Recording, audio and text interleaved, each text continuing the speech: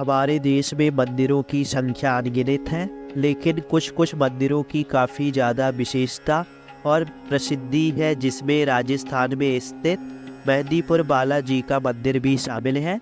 यह एक हनुमान जी का मंदिर है, जहां हर दिन लाखों की तादाद में श्रद्धालु आते हैं। इस मंदिर के कई रहस्य और चमत्कार सुनने को मिलते हैं।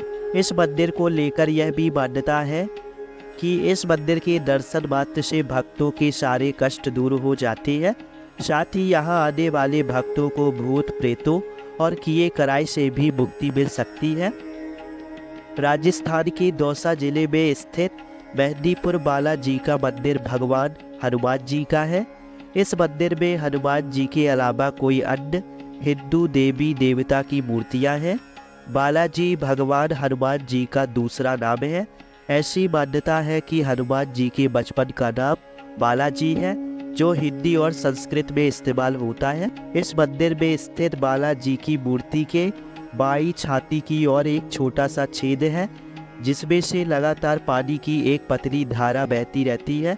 इसी धारा से निकले पानी को टैंक में जमा करके भगवान बालाजी के चरणों में रखा जाता है, जिसके बाद प्रसाद के रूप में इसे वितरित किया जाता है। इस मंदिर का दर्शन के लिए लोग देश के लगभग हर कोने से आते हैं। यहाँ पर ऊपरी चक्कर और प्रेत आत्माओं से मुक्ति के लिए अर्जी लगाई जाती है। इस मंदिर में प्रेतराज सरकार और भैरव बाबा की मूर्ति विराजित है।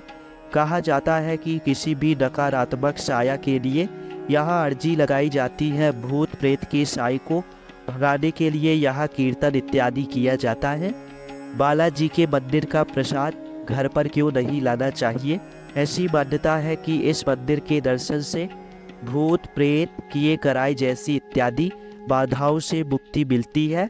ऐसे में इस मंदिर के प्रसाद या फिर इस मंदिर से जुड़ी किसी भी सुगंधित चीज को घर पर नहीं लाना अशुभ माना जाता है। ऐसे में इस मंदिर के प्रसाद या इस मंदिर से जुड़ी किसी भी सुगंधित चीज़ों को घर पर लाना सही नहीं माना जाता है, क्योंकि ऐसा करने से घर में ऊपरी साया आने का खतरा रहता है। कैसे लगाई जाती है बालाजी में अर्जी? बालाजी मंदिर पहुंचने के बाद वहां का दुकानदार आपको एक थाली देता है, जिसमें आपको एक अर्जी का दोना भी मिलता है। इसके साथ ही कटोरी में घी दिया जाता है। अर्जी लगाने के लिए इस थाली को सिर पर रखें, फिर अपना नाम, अपने पिता का नाम डाल दें। अगर आप शादीशुदा महिला हैं तो अपने नाम के साथ अपने पति का पूरा नाम लें। अपने मन में अपनी 3 समस्या के बारे में सोचें। आप मंदिर पहुंचने के बाद इस थाली को महंत जी के हाथ में दे दें।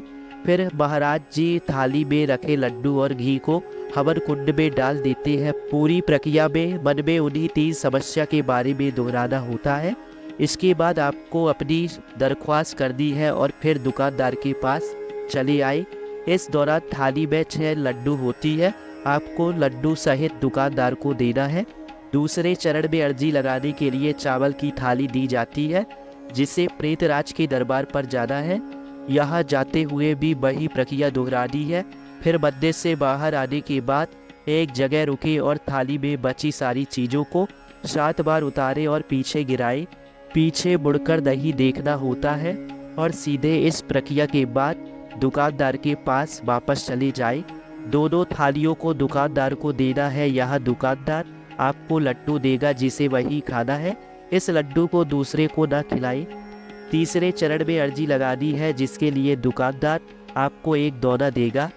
इस दोने को लेकर आपको उस लाइन में खड़े होना है जिस लाइन में आप पहली बार खड़े थे। मन ही मन आपको अपना नाम और पता कहना है। साथ ही यह बोलना है कि बालाजी, मैंने आज आपकी अर्जी लगाई है, जिसे मंजूर करना। इसे मन ही मन दोहराए, इससे आपकी अर्जी लग जाएगी। मेहंदीपुर बालाजी का इतिहास। यह मंदिर करीब 1000 साल पुराना है। मान्यता है कि इस मंदिर के पुराने महंत ने एक सपना देखा था, जिसमें उन्हें मंदिर में तीनों देवताओं के दर्शन हुए। यह बालाजी मंदिर के निर्माण का पहला संकेत था। कहा जाता है कि सपने में जंगली जानवरों और जंगली पेड़ों से भरी जगह पर भगवान प्रकट हुए। फिर तीनों देवताओं ने महंत को आदेश दिया कि वे सेवा करके अपने कर्तव्यों का पालन करें। इसके बाद महंत ने मंदिर में तीनों देवताओं बालाजी, प्रेतराज और भैरव महाराज की स्थापना की। इस मंदिर के पहले महंत गणेश पुरी जी महाराज थे। फिलहाल मंदिर के श्री किशोर पुरी जी है।